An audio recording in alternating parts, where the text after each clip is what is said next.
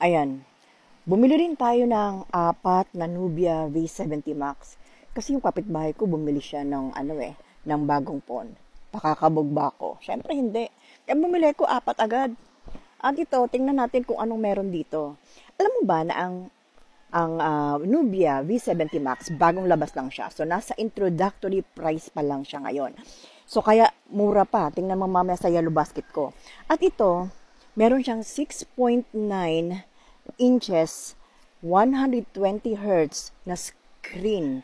So, pang mabilisan ito. Plus, ang laki ng screen kasi yung pinakamalaki na sinundan nito, yung mga malalaki na sa ibang brand, 6.8 lang, ito 6.9. So, ang lapad, di ba?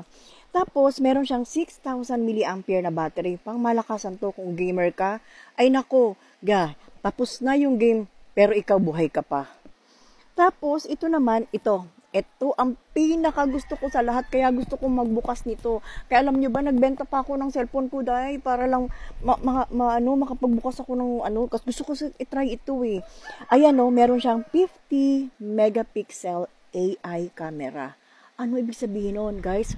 Malinaw na malinaw. Kahit 10 times zoom mo siya, malinaw na malinaw pa rin ang mga kuha mo. Importante yun sa mga content creator. At ito, may sasabihin ako sa inyo na feature niya, meron siyang magic erase. So, ano yun?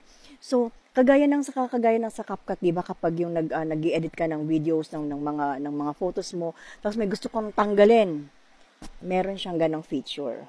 Ang galing, di ba? Tapos, ito, naka-move on ka na. Ay, hindi ka pa nakaka-move on, pero ito, tapos na yung charging mo sa bilis. 22.5 ang watts yung kanyang fast charging na kasama. So, ang galing niya. So, nasa introductory price nga siya, sabi ko sa inyo. So, i-check niyo yung yellow basket para malaman niyo na very amazing yung price niya. At huwag kayong pahuhuli. Kasi nakita niyo naman, ang laki ng memory.